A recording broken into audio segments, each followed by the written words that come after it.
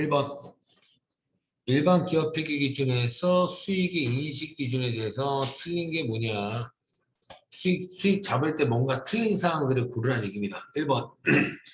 이자 수익은 원칙적으로 유효이자로 적용하여 발생 기준에 따라서 인식한다. 맞죠? 유효이자율이 다른 말로 뭐라 불러요, 여러분들? 시장이자율이라고 부르는 거잖아요. 그래서 대부분 사채에 대한 이자라고 생각하시면 돼요. 사채에 대한 이자, 유효이자율로 이자 수익을 처리하거나 이자 비용을 처리한다. 맞는 얘기입니다.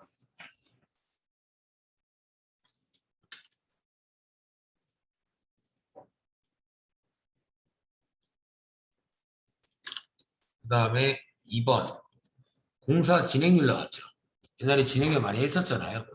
진행률 할 때 실제 공사비 발생액을 토지의 취득원가랑 자본화 금융대상 금융비용 등을 포함한 총 공사 예정원가를 나눈 비율로 계산함을 원칙으로 한다. 저랑 여러분들 공사비 계산할 때, 진행비 계산할 때 어떻게 했어요? 진행률 할 때.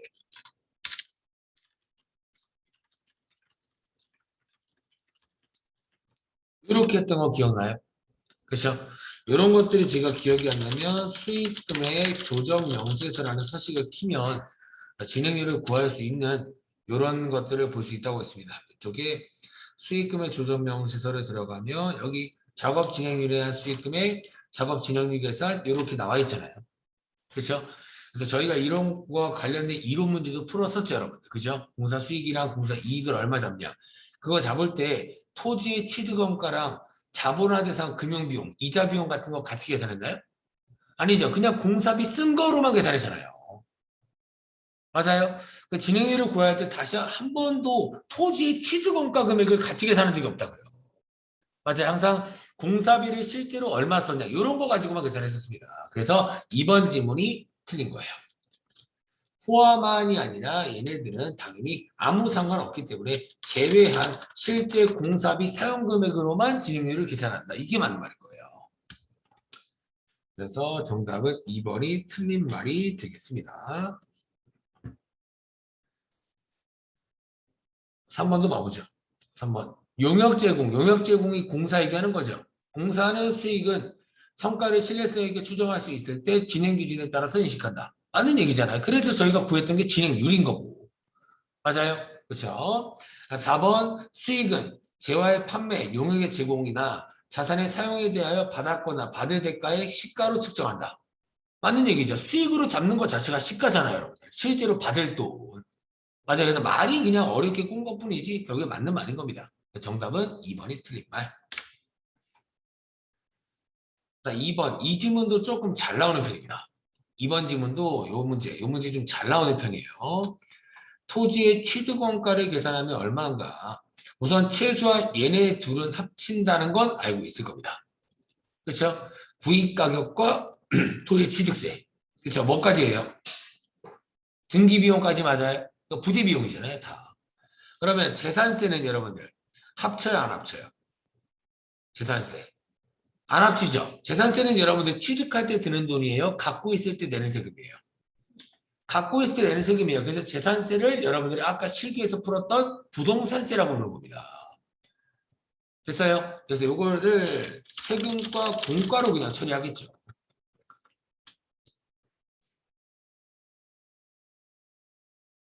맞나요? 여기까지 됐어요? 그러면 계산기를 한번 두들겨 보면 여기까지만 8천에다가 368만 원 더하기 40만 원 여기까지 더한 거 맞죠? 맞아요? 그러면 여기까지 더했을 때 보세요. 지금 안 본 게 얘랑 얘죠. 얘랑 얘인데 얘네들은 여러분들 만원 단위들이 있나요? 없죠. 다 700만 원, 100만 원이고 최소한 얘는 정답이 아니겠구나. 이렇게 판단을 하나씩 하는 거예요. 그래서 이런 거는 하나만 틀려도 뭔가 틀리잖아요. 그러니까 이런 식으로 판단해서 조금이라도 좀 줄이라는 얘기예요. 아시겠죠, 여러분들? 그러면 지금까지는 토지의 취득원가가 지금 요 금액까지는 판별 난 겁니다. 요 금액까지는. 맞아요. 여기서 지금 기존 건물 철거 비용이 있고 기존 건물 폐자재 매각 대금이 있죠. 이거 철거 비용 뭘로 잡아요? 여러분 토지가 이렇게 있는데 여기 구건물이 있는 것 뿐이에요. 근데 구건물을 어떻게 할 거라고요? 때려 부셔서 철거할 거라면서 이 철거 비용으로 지금 700만 원을 썼다는 얘기예요. 700만 원을 건물로 잡을까요? 아니겠죠. 건물은 때려 부실 건데 없잖아요. 그래서 뭘로 잡아요? 토지의 자본 특수로 잡잖아요. 맞아요? 건물을 분명히 부실 건데 건물로 잡으면 이상하죠. 건물이 없는데 현물이. 됐어요? 그래서 여기에다가 플러스 철거 비용 700만 원까지 같이 잡는다. 맞아요? 이거 반드시 기억해야 됩니다. 여기까지 하면 얼마예요? 9,108만 원인 거 맞아요? 여기서 뭔가 얘가 지금 나왔잖아요. 얘도 뭐에 대한 얘기예요? 이 철거할 때 뭔가 팔 수 있는 폐자재가 나왔나 봐요. 맞아요? 그렇죠? 그럼 여러분들 이 철거 비용은 돈을 쓴 거예요? 번 거예요? 쓴 거죠. 쓴 거니까 지금 취득원가의 부대 비용처럼 가산을 했잖아요. 얘는요, 쓰는 거예요? 버는 거예요? 그죠? 폐자재가 나와서 매각해서 팔아서 번 돈이니까 100만 원을 더 잡아요? 100만 원은 빼줘야 돼요. 빼줘야 된다고요. 아, 그럼 결국에 건물 철거할 때 결국에 600 정도 든 거구나라고 판단이 되잖아요. 맞아요? 700은 썼고 100은 벌었으니까 600만 원만 쓴 거네요. 그래서 여기서 매각대금 폐자재 매각대금 100만 원을 빼서 토지 취득원가는 9,008만 원 이렇게 잡는 겁니다. 9,000. 정답은 2번이겠죠.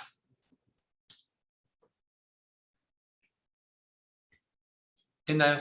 이런 문제 정말 잘 나와요. 정말 잘 나오는 문제니까 이 문제 좀 풀 줄 아셔야 됩니다. 아시겠죠, 여러분들? 됐어요? 그래서 이렇게 처리하시면 정답은 2번. 그 다음에 3번 보죠. 요거 저번에 풀었던 거죠. 그죠? 어저께인가 풀었었잖아요, 여러분. 그죠? 지금 문제에서 물어본 게 뭐예요? 처분손익 물어봤죠. 그러면 처분손익 물어볼 때는 제가 뭐 필요 없다 그랬어요? 이거 공정가치금이 필요 없다라고 했잖아요. 맞아요? 그쵸? 얘기했었죠, 어제? 그쵸? 결국에 저 얼마에 샀어요, 매도 가는 증권을? 180에 취득했다가 얼마에 판 거예요? 120에 팔았다는 얘기잖아요. 그쵸? 180만 원에 매도 가는 증권을 취득했는데 요거를 지금 120만 원에 지금 처분한 거 맞아요? 근데 여러분들 저 180만 원에 샀던 주식을 다 팔았나요? 아니죠. 몇 프로만 팔았어요? 60%만 팔았으니까 이 매도 가는 증권도 60%만 계산을 해야 되겠죠. 맞아요. 180만 원에 샀던 60%를 계산하면 얼마 나와요? 요거를 계산하면 108만 원이 나와요. 결국에 108만 원짜리를 120만 원에 처분했다. 이 얘기잖아요. 그냥. 그러면 비싸게 팔았죠. 처분 뭐가 나와요? 이익이 나오죠. 얼마 나와요? 12만 원. 정답은 4번. 이렇게 쉽게 푸시라고요. 됐어요? 이거는 뭐 공정가치 분개할 때는 공정가치가 중요하겠죠. 분개할 때는. 왜요? 분개할 때는 매도 가는 증권이 얼마로 잡혀 있어요? 210만 원으로 잡혀 있으니까 분개할 때는 중요한 겁니다. 그렇죠? 근데 어차피 지금 분개하는 게 아니라 결국에 처분 이익이나 처분 손실만 물어보는 거니까 실제 썼을 때 금액과 실제 돈 받을 때 금액만 비교하시면 된다고요. 아시겠죠? 이렇게만 풀어주시면 끝나는 문제입니다. 그 다음에 4번 문제. 4번 문제. 법인세 회계에 대해서 뭔가 틀린 게 뭐냐라고 지금 물어봤네요. 1번. 뭐가 나왔어요, 여러분들? 이연 법인세 자산이라는 게 나왔죠. 실제로 저희가 프로그램에서 쓰는 계정 과목이에요. 여기 등록이 되어 있나? 있죠. 그렇죠? 이연 법인세 자산이랑 이연 법인세 부채라는 계정 과목을 실제로 쓰긴 쓰는데 저희 시험 분기에서는 안 쓰는 것뿐이에요. 뭐 어떤 건지는 대충은 알아야지 이 문제를 풀 수 있다는 얘기입니다. 아시겠죠? 우선 여러분들 이연 법인세 자산이든 이연 법인세 부채든 공통적인 단어가 뭐예요? 이연 법인세라는 겁니다. 그러면 뭔가 올해 법인세 말고 이연되는 뭐 나중에 법인세까지 뭔가 고려를 한 거란 뜻이에요. 뭔가 공통된 단어잖아요. 맞아요? 그래서 대충 제가 어떤 느낌인지 설명을 드리겠습니다. 우선 여러분들 요거부터 기억을 하세요. 시험 문제 물어보진 않겠지만 이연 법인세 뭐뭐 있어요 지금? 자산이랑 이연 법인세 부채라는 게 있죠. 이거는 여러분들이 소득처분 많이 배웠죠. 그 중에서 유보 얘기하는 겁니다. 이연 법인세 자산과 이연 법인세 부채는 유보라는 소득처분을 얘기하는 거예요. 유보. 제가 간단하게 설명을 하겠습니다. 이것도 문제가 나오면 비슷하게 나올 거예요. 문제가 나오면. 이게 여기서 처음 나오는 이론 문제는 아닙니다. 근데 비슷하게 출제할 거니까 이 문제를 맞추기보다는 대충 어떤 내용인지만 솔직히 좀 하라는 얘기입니다. 아시겠죠? 그러면 당기 순이익이 있다라고 칠게요. 우리 회사가. 100만 원 정도의 당기 순이익이 있다라고 가정을 하겠습니다. 이런 상태에서 무슨 주종 들어가요? 가산주종 들어가죠. 또 뭐도 들어가요? 차감주종 들어가죠. 뭐 다른 것들은 다 그냥 없다라고 생각할게요. 그러면 그냥 바로 그냥 제가 과세 표준이 그냥 바로 나온다고 생각해요. 이비소 없습니다. 이월결손금 비과세 소득 소득공제가 없다고 생각할게요. 그러면 가산주종이 50만 원 들어가 있고 차감주종이 20만 원 들어가 있다라고 그냥 또 가정을 하고 볼게요. 지금 이해를 하는 겁니다. 이 문제를 풀기보다는. 그러면 이 과세 표준이 얼마 나와요? 130만 원 정도가 나오는 거 맞아요? 과세 표준이 130일 때 법인세율은 10%죠. 2억 원 이하는 10%라 그랬잖아요. 얘는 법인세가 얼마 나와요? 13만 원 정도 나오는 거 맞아요? 그냥 계산을 대략 해봤을 때? 맞죠? 이거 많이 풀어봤습니다. 과세 표준이 얼마일 때 뭐 2억 이하 따로 2억 넘는 거 따로 2억 이하밖에 없으니까 10% 그냥 곱한 것 뿐이에요. 아시겠죠? 13만 원이 나오는데 그럼 봤을 때 우선 요거만 봐도 3번 질문은 우선 맞다라고 판단이 돼요. 뭐라고 되어 있어요? 회사가 납부할 법인세 부담액은 결산 때 현재 세율과 현재 세법을 적용해서 측정한다. 맞는 얘기잖아요. 여러분들 법인세율이 10%, 20%, 22%, 25% 있다고 했죠. 근데 영원히 그렇게 4개밖에 없을까요? 세율이 계속 만들어지고 있잖아요. 근데 지금 법인세 계산할 때 나중에 세율 만들어질 것까지 예상을 할 필요 있나요? 없다는 얘기예요. 그러니까 지금 법인세 세율로 계산해라. 이런 질문이 3번인 거예요, 그냥. 맞아요? 3번 질문은 우선 맞다라고 뭔가 판단할 수 있겠죠. 맞아요? 제가 3번 질문부터 한 이유가 뭐냐면 이런 얘기가 1번, 2번, 4번에만 나왔으니까. 됐어요? 1번, 2번, 4번만 뭔가 이연법에서 자산부채라는 게 나왔으니까 일부러 3번 먼저 맞다고 푼 거예요. 아시겠죠? 그럼 보세요. 제가 소득처분 뭐가 중요하다고 했어요, 여기서? 유보라고 그랬죠. 유보는 여러분들 뭐예요? 가산조정으로 하면 유보했다가 나중에 뭐가 돼요?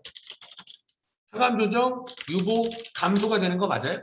그리고 또 하나 유보가 차감조정에서가 유보 발생되면 나중에 무슨 조정 유보 감소돼요? 항상 반대 조정에서 감소된다라는 거 알고 계시죠? 맞아요. 그렇죠? 그럼 보시면 가산조정 이 50만 원이 여러분들 유보 발생된 금액이었대요. 가산조정이. 확인해 보니까 뭐 예를 들어서 뭐 토지 취득세다라고 그냥 가정을 한 거예요. 토지 취득세를 회사가 세금과 공과금이라는 비용으로 잡아서 아까 저희가 문제 푼 것처럼 가산조정 유보 발생으로 그냥 처분을 한 것뿐입니다. 이해되셨나요? 그러면 이 가산조정을 함으로써 우리 회사는 단기에 세금을 많이 내게 될까요? 조금 내게 될까요? 이거 세무조하면 가산조정이 많아지면 세금을 많이 내요? 조금 내요? 많이 내겠죠? 플러스 되는 거니까. 맞아요? 여기 가산조정 많이 들어가면 비용 인정 안 돼! 라는 거니까 세금 많이 내게 되는 거잖아요. 그러면 단기에 뭔가 가산조정을 했을 때 세금이 늘어나는 효과가 발생한다고요. 맞아요? 여러분들이 회사 사장님이면 가산조정 많은 게 좋을까요? 안 좋겠죠. 계속 플러스 되는 건데. 플러스 되면 과세 표준도 커지고 세율도 바뀌잖아요. 어떤 의미인지 아시겠죠, 여러분들? 근데 이 가산 조정되는 금액은 나중에 항상 뭐가 된다고 했어요? 차감 조정 유보 뭐가 돼요? 감소가 된다 그랬죠. 그러면 여기다 쓰지 말고 지금 여기다 쓸게요. 차감 조정 유보 감소가 됐다. 이렇게 되는 거 맞아요? 그렇죠, 여러분들? 그러면 이렇게 결국에 유보 발생된 금액은 뭔가 세금이 늘어나는 효과가 나지만 지금 당장은 나중에는 세금이 늘어나는 효과가 날까요? 나중에는 줄어드는 효과가 날까요? 나중에는 뭔가 차감조정으로 뭔가 처분될 거니까 뭔가 세금이 줄어드는 효과가 난다는 얘기예요. 이해되셨나요? 그래서 추후에는 세금이 주는 효과가 나타난다. 이런 의미입니다, 지금. 맞아요? 그러면 지금 유보 얘기만 하고 있는 거 맞죠? 다른 뭐 상여나 이런 것들은 그냥 귀속자에 대한 처분이니까 회사 세금이랑은 관련이 없어요.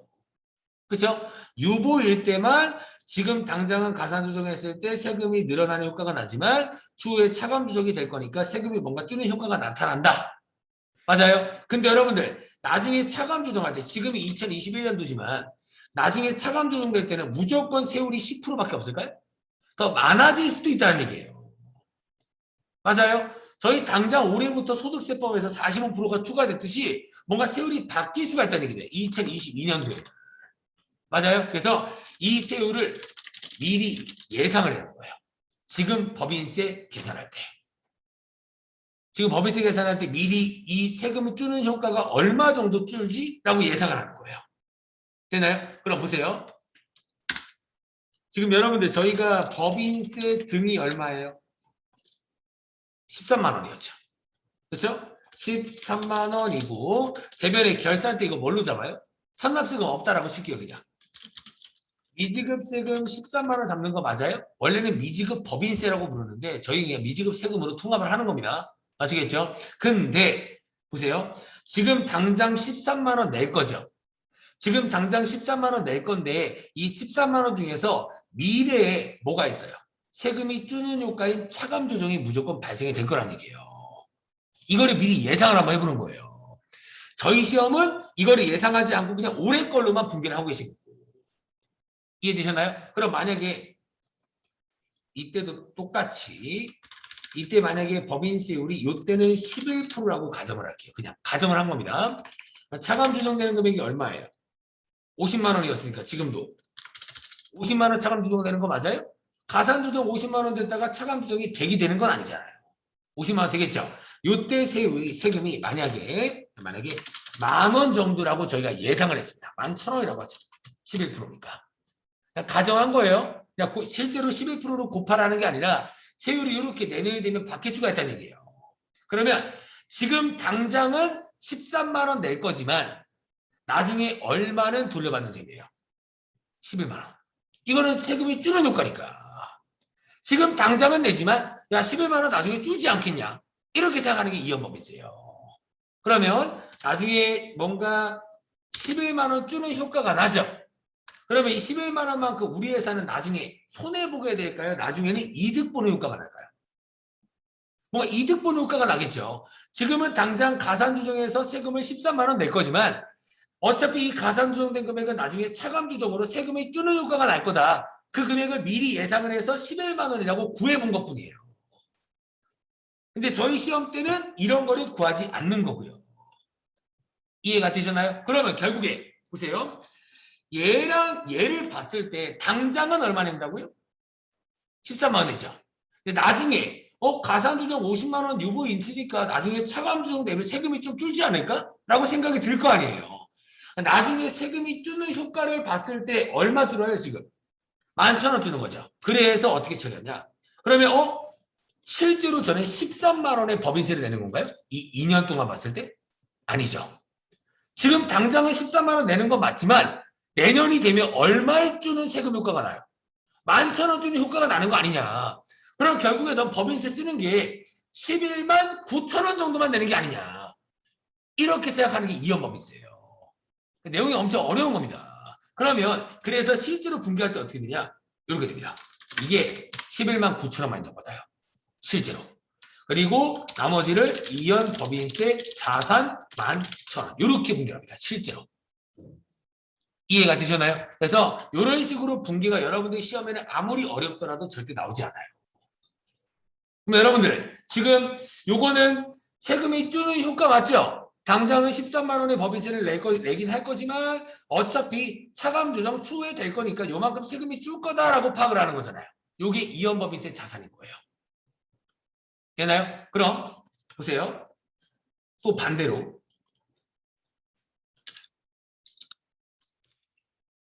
반대로. 여러분들 이제 이연법인세 부채입니다. 여러분들 절대로 분계는 신경 쓰지 마세요. 이론 문제만 나오는 게 보이잖아요. 여러분들 보세요. 이연법인세 부채가 나오려면 지금 조정이 가산이 나와야 될까요? 차감이 나와야 될까요? 차감이 나와야 되는 거예요.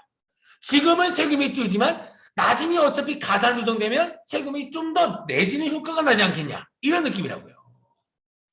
이해되시나요? 그러면 지금 당장은 이렇게 차감 조정 유보 발생으로 인해서 당장은 뭔가 세금이 줄지만 나중에 차감 조정된 유보 발생은 반드시 무슨 조정으로 바뀌어요?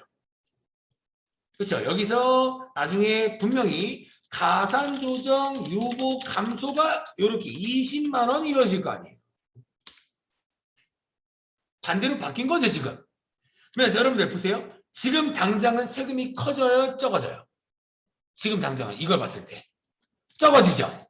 지금 당장은 내는 세금이 줄어들지만 그 세금은 나중에 세금을 예상해서 어차피 가산 조정되는 만큼 세금을 더 내야 될 거 아니에요.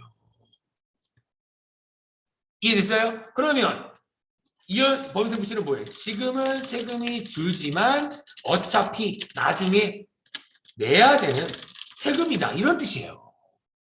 지금은 차감 조정으로서 세금이 조금은 줄을 수 있지만 어차피 나중에 추인될 때는 가산 조정이니까 세금은 어차피 더 커지지 않겠냐. 이런 것들이 이연법인세 자산, 이연법인세 부채예요. 이게 이연법인세 자산, 이연법인세 부채입니다. 내용이 조금 어려워요. 어려우니까 저희가 일반적으로 세무사 시험을 제외하고는 안 나옵니다, 이런 말이. 근데 이런 말이 나오는 게 또 재경과리사예요. 재경과리사는 이런 말이 나와요. 근데 그러면 재경과리사가 엄청 어렵다라고 생각하겠지만 맨날 나오는 문제가 비슷합니다. 그러니까 맨날 이런 똑같은 지문만 나온다고 생각하시면 돼요. 그래서요. 그래서 이런 것들은 여러분 이런 것들 그러면 영원히 이런 게 안 나올까요? 언젠가는 유보니까 이런 처리가 될까요? 언젠가는 이런 처리가 되는 게 유보잖아요. 유보 발생이 되면 언젠가 유보 감소가 된다. 그래서 이런 것들을 뭐라고 부르냐? 일시적 차이라고 해요. 일시적 차이.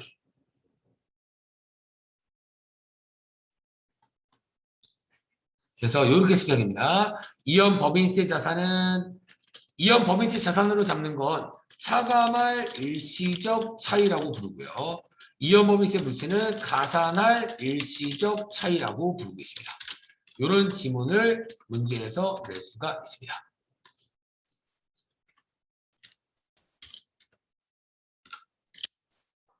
이연법인세 자산은 차감할 일시. 왜 차감할 일시차예요? 나중에 차감 조정으로 될 거니까.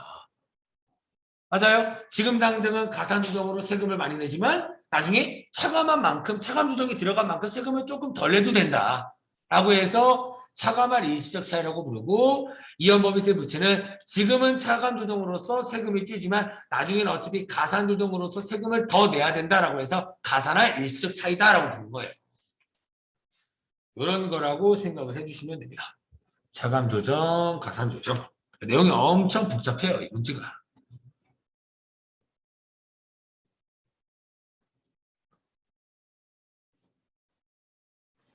됐어요? 근데 여러분들 이거 여러분들 솔직히 예상을 막 할 필요 있을까요? 없어요. 솔직히 말하면. 왜 그러냐면 세율이 어떻게 바뀔지 몰라요. 그렇죠? 올해는 당장 2억 원 이하가 10%지만 내년부터는 갑자기 국가가 세법 개정안에서 야 2억 이하 10% 넘었자고 30%야 이렇게 바꿀 수가 있잖아요. 근데 그 세율을 미리 예상을 해보는 거기 때문에 금액이 엄청 복잡할 수밖에 없다는 얘기입니다. 됐어요? 그래서 현재 가치 측정은 하지 않는다. 이런 지문이 많이 나옵니다. 현재 가치라는 건 뭐냐면 이렇게 생각하시면 돼요. 간단하게. 여러분들 오늘 1,000원짜리랑 20년 뒤에 1,000원이랑 화폐의 가치가 똑같을까요? 다르죠. 옛날에는 1,000원이면 엄청 많이 사 먹었지만 지금은 똑같은 1,000원이어도 아이스크림 하나밖에 못 사 먹잖아요. 그러면 미래의 20년 뒤에 1,000원을 현재 돈으로 환산해 보는 게 현재 가치예요. 그러면 20년 뒤에 1,000원은 지금 돈으로 현재 가치로 한 사람은 얼마 될까요? 200원 정도밖에 안 되겠죠. 20년 뒤에는 1,000원 가지고 눈가사탕 하나 사 먹을 거예요. 그런 가치는 환산해 보는 게 현재 가치입니다. 근데 현재 가치는 측정한다고 안 한다고 이현법에서는 안 한다고. 왜요? 이 세율 자체도 예상하는 건데 어떻게 현재 가치까지 판단해요? 이 금액이 정확하지도 않는데 법인세율이 어떻게 바뀔지 모르니까 이현법인세 자산과 부채 금액도 정확하지 않습니다. 이 금액도 정확하지 않은데 굳이 현재 가치도 판단해라. 너무 복잡해진다는 얘기예요. 그래서 현재 가치를 판단하지 않는다. 이현법인세 자산과 부채는 이걸 기억을 해주셔야 됩니다.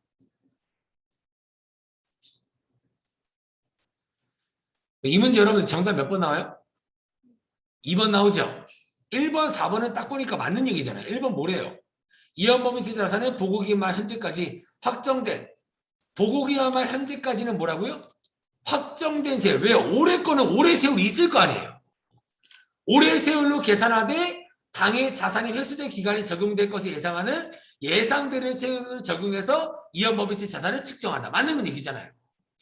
아까도 얘기했지만 올해 세율은 이미 세법 개정안에 10%다라고 나와 있지만 내년 세율은요. 지금 세법 개정안이 나왔나요? 아직 안 나왔으니까 내년 세율로 계산을 하는 건 예상할 수밖에 없다. 이 예상에서 뭔가 얼마 정도는 조금 덜 낼 수 있다라고 하는 게 이현법인세 자산이라고요. 1번 지문은 맞는 얘기겠죠. 4번 지문도 뭐래요?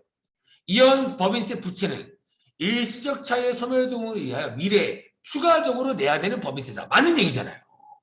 이현법인세 부채가 뭐라 했어요? 당장은 차감 조정으로 세금이 줄는 효과는 나지만 나중에 가산 조정이 됨으로써 세금을 조금 더 내야 된다. 이런 것들이 이현법인세 부채라고 했잖아요. 4번 질문도 맞는 얘기죠. 그러면 정답은 2번이 틀린 겁니다. 현재 가치로 측정한다. 틀린 말이라고요. 됐어요? 이런 지문들이 아예 안 나오는 건 아니고 이 저번에 나왔다 그랬죠. 이런 문제가 나올 때는 여러분들 이렇게 나오는 것보다는 아까 말씀드렸던 이런 식으로 많이 나와요. 이런 식으로. 그래서 제가 아까 이거 문제 없지만 이거를 말씀을 드린 겁니다. 그래서 이런 식으로 이현법인세 자산은 차감한 일시적 차이라고도 부른다. 이런 식으로 나와요. 아시겠죠? 그러니까 그냥 이런 거다라고 생각하시고 제가 얘기했죠. 근데 너무 어렵다. 이러면 그냥 버리시라고요. 맨날 나오는 것도 아닌데.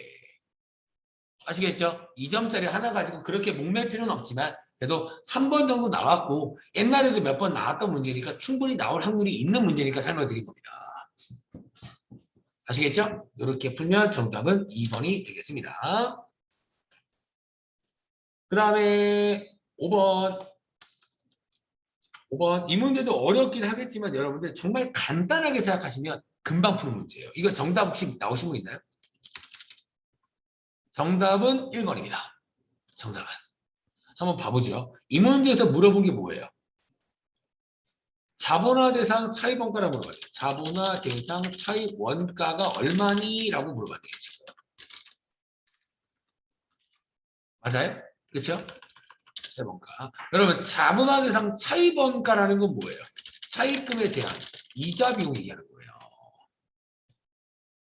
그렇죠? 자본화 대상 차이 원가는 차입금에 대한 이자 비용을 얘기하는 것뿐입니다. 이자 비용. 우선 최소한 이자 비용 얘기부터 나와야 되죠. 이 문제를 풀 때. 그러니까 여러분들 차입금이 얼마 있대요? 얼마 있나 차입금? 54만 원 있는 거 맞아요? 54만 원 있고 연이자율이 몇 프로래요? 10%죠. 그러면 저 이자 비용 얼마예요? 5만 4천 원인 거 맞아요? 그렇죠? 그러면 뭔가 이렇게만 봤을 때는 정답이 4번이잖아요. 이자 비용 얘기하는 거니까. 근데 이거 말고도 여러분들 여기까지 보니까 특정 차입금 중 12만 원은 뭐래요? 뭔가 투자를 해서 투자 수익률이 발생했답니다. 맞아요? 그렇죠? 그러면 54만 원을 빌리긴 했는데 이 중에서 얼마요? 12만 원.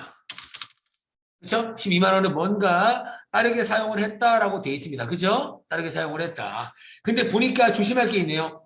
이자 비용이 지금 5만 4천 원인데 이거 여러분들 이자 비용은 발생 기준으로 처리하기 때문에 기간이 경과된 금액만 이자 비용 잡잖아요.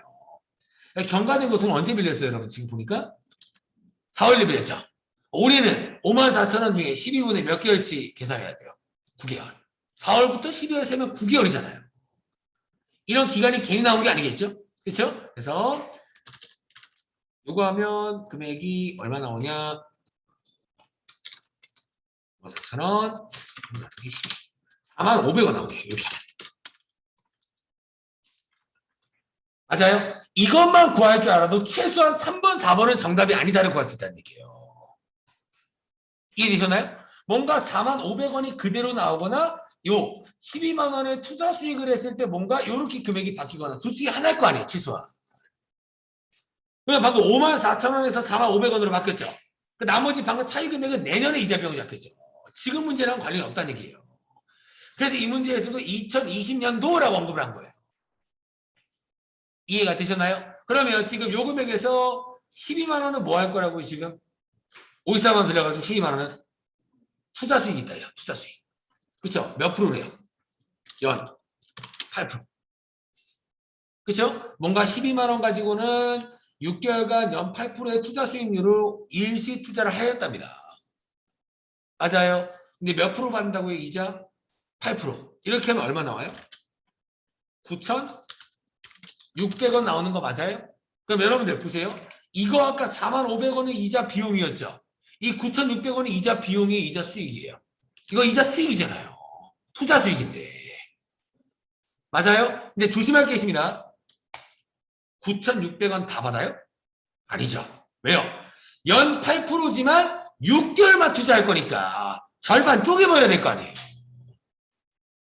1년 동안 12만 원을 투자했을 때는 8%인 9,600원 이자 수익이 생기는 게 맞아요. 근데 저희 회사는 몇 개월만 투자할 거라고요? 6개월만 투자할 거니까 9,600을 벌지 못하겠죠. 여기서 이렇게 가야 되는 거 맞아요? 연이자율로 계산했지만 우리 회사는 6개월만 투자하고 빼기면 뺄 거니까. 요 금액 얼마 나와요? 4,800원만큼 이자 수익 잡히는 거 맞아요? 그러면 제가 여러분들 항상 얘기했잖아요. 이자 비용과 이자 수익이 같이 잡힐 때는 어떻게 할까? 상계천이라. 옛날에 할인 발행차금 이런 거 삼각하면 해봤잖아요, 여러분들. 그러면 이자 비용 금액과 이자 수익 금액을 상계천하면 이자 비용이 더 크죠? 이자 비용을 상계천하면 얼마 남아요? 500원 마이너스 4,800 하면 35,700원 되는 거 맞아요? 그러니까 결국에 국가 입장에서도 이 정도만 돈 쓰는 거 아니냐 이렇게 생각하는 거예요. 이해가 되셨나요? 됐어요? 그러면 정답은 1번이 나오겠죠. 됐어요? 그래서 이번 회차는 재무회계에서 4번, 5번 충분히 틀릴 수 있는 문제예요. 4번, 5번. 누가 봐도 어려운 문제입니다. 그러니까 누가 봐도 어려운 문제니까 혹시나 이런 문제가 나오면 아마 숫자만 바꿔서 비슷하게 출제할 거예요. 잘 안 나오는 문제들을. 그러니까 이런 식으로 푼다라고 생각해 주시면 됩니다. 아시겠죠? 6번 문제입니다. 6번 문제. 6번 문제 보니까 작업량이 100개가 제시된 작업 지시서 샵 108번의 생산이 있대요. 샵 108번이라고 나오지만 그냥 이런 것들 나오면 제품 A 그냥 이렇게 생각하시면 돼요. 샵 이런 거 어렵잖아요. 제품 하나 만든다는 얘기예요. 그래서 다음과 같이 원가가 발생했다. 이렇게 돈을 썼다. 그리고 기초재고랑 기말재고는 없다. 근데 이 제품을 만들 때 한 개당 쓴 돈이 얼마냐. 이걸 구하라는 얘기잖아요. 그냥. 이 제품에 쓴 돈들이 뭐뭐 있어요? 직접 재료비 있죠. 직접 농업이 있죠. 제조간접비가 있죠. 그러면 우리 회사는 이 샵 108번만 만들까요? 아니겠죠. 다른 제품들도 막 만들 거 아니에요. 다른 제품들이든 이 샵 108번이든 이 많은 제품들을 만들 때 총 쓰는 돈이 요거잖아요. 제조원가. 그래서 제조원가가 나오면 항상 두 가지 제품 이상의 그냥 이렇게 하죠.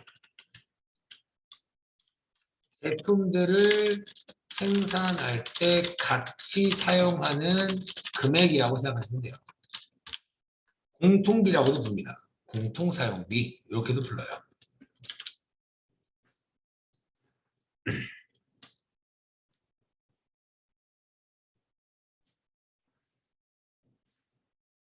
그럼 볼 때 저희가 이거 배부할 때 예정 배부율 보니까 시간당 얼마 정도 배부할 거래요. 3원이죠. 실제로 몇 시간 돌렸대요? 10,000시간 돌렸잖아요. 필요 없는 게 뭐예요? 예산 조업도는 필요가 없는 겁니다. 시간당 3원도 예상액인데 기계시간 15,000시간도 예상할 필요가 없죠. 실제로 기계시간 돌린 시간을 파악하면 될 거 아니에요. 요거는 식만 알면 된다고 했잖아요. 해결금 내용입니다. 해결금 내용. 뭐예요, 여러분들? 예정 배부의 구하는 식이 뭐예요? 예정 배부율 곱하기 실제 제품별 배부 기준. 이것이 몇 번 써드렸던 것 같은데 이거. 그러면 예정 배부율은 지금 시간당 3원이라고 해도 시간당 3원. 실제 몇 시간 늘렸다고요? 1시간 늘렸다는 얘기잖아요. 그러면 나는 지금 여러분들이 예상하고 있는 겁니다. 예정 배부해 놓을 금액이 얼마인 거예요? 3만 원이지. 이게 예정 배부액이 되는 겁니다. 3만 원. 이게 3만 원.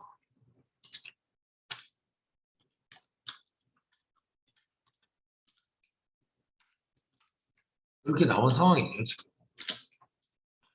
그러면 지금 샵 101, 108번, 샵 108번을 생산하기 위해서 직접 재료비 얼마 들었어요? 8만 원. 직접 농업이 얼마 들었어요? 6만 원. 그리고 제조 간접비 예정 배부액 얼마 집어넣어놨어요? 3만 원. 요런 거예요, 지금. 되나요? 우리 공장 총 제조 간접비가 3만 원일까요? 아니에요. 제조 간접비 금액은 많지만 이거 만들 때 한 제조 간접비가 3만 원 정도 들었을 거야. 이렇게 예상한 거예요, 그냥. 됐어요? 그럼 이렇게 봤을 때 이 샵 108번을 만들기 위해서 총 제조 원가는 얼마가 되는 거예요? 17만 원이거든요. 맞아요? 이거 만들기 위해서 17만 원 썼구나. 이렇게 지금 구한 것 뿐이에요. 맞아요? 문제에서 총 제조 원가를 구하는 게 아니라 결국 그냥 하나당 얼마 만드는 건데 이걸 구하라고 했잖아요. 그래서 지금 작업량이 몇 개였어요? 아까 1000개 작업했었죠, 여러분들? 그럼 한 개당 얼마 정도 드는 거예요? 170원. 정답은 3번이겠죠. 됐어요? 그래서 이런 문제가 나오면 식에 기초를 해서 여러분들이 풀어주시면 돼요. 이거 식을 안 쓰고 풀라고 하면 엄청 복잡해지는 문제입니다. 그러니까 식을 좀 써 놓으시고 푸시는 게 조금 더 쉬운 방법이지 않을까라고 생각합니다. 그래서 정답은 3번. 다음 7번. 이거 계속 나오네. 우선 요거만 풀어보죠. 직접 넣기 입률 차이. 우선 영어만 써보겠습니다, 여러분들. 이거 A, P, A, Q. A, P, A, Q. 그 다음에 S, P, A, Q. S, Q, S, P. 지금 여러분들 이거 표준원가 계산 문제 보니까 여러분들 요거 지금 뭘 구하라고 했어요? 노무비 구하라고 했죠. 노무비 문제 정도는 좀 맞췄으면 좋겠습니다. 노무비만. 이렇게 직접 노무비에 대해서 물어보는 문제만 좀 맞추세요. 요거 정도만. 요거만 맞춰주시면 되고요. 그럼 봤을 때 AQ가 뭐예요? AQ. 실제 노동시간이에요. 노동시간밖에 없잖아요. 그렇죠? 실제 노동시간이 지금 몇 시간 뛰었대요? 2700시간 뛰었다. 1700시간. 네, 지금 AP가 남았죠. 여기도 우선 AQ가 똑같이 있잖아요. 여기도 몇 시간 곱해야 돼요? 2700시간. 이렇게. 그럼 여러분들 지금 AP가 문제죠. AP가 뭐예요? P가 뭐예요? 프라이스라고요. 얼마 들었냐? 이거예요. 그럼 여러분들 2700시간 노동했죠, 실제로. 시간당 얼마 들었는데 이걸 구하는 겁니다. 시간당 실제로 얼마 썼대요? 30만 원 30원 썼대요, 그냥. 30원 이렇게 대입만 하면 되는 겁니다.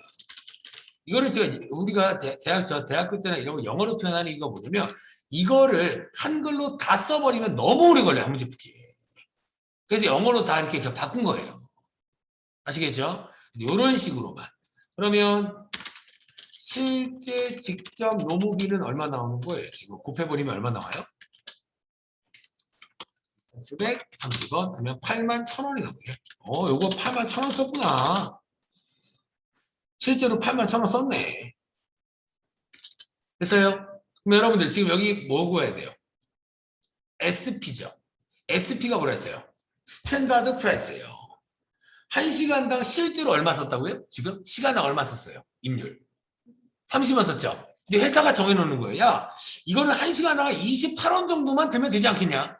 이게 표준임률이에요. 됐어요? 그러면 여기 표준임률이 지금 28원이라고 나온 거 맞나요? 그렇죠? 딱 직접 노비 이거 구하라는 표준원가 계산이 그래도 괜찮게 나오는 편인 것 같아요. 그래서 요거만 딱 구할 줄 아세요. 요거만. 여러분 시험에 요거 정도는 좀 나올 수도 있습니다. 그럼 봤을 때 여기는 얼마 나와요? 그러면 이거를 곱해버리면 9,700 곱하기 28원 하면 여기가 75,600원이 나옵니다. 75,600원이 나오는 상황입니다.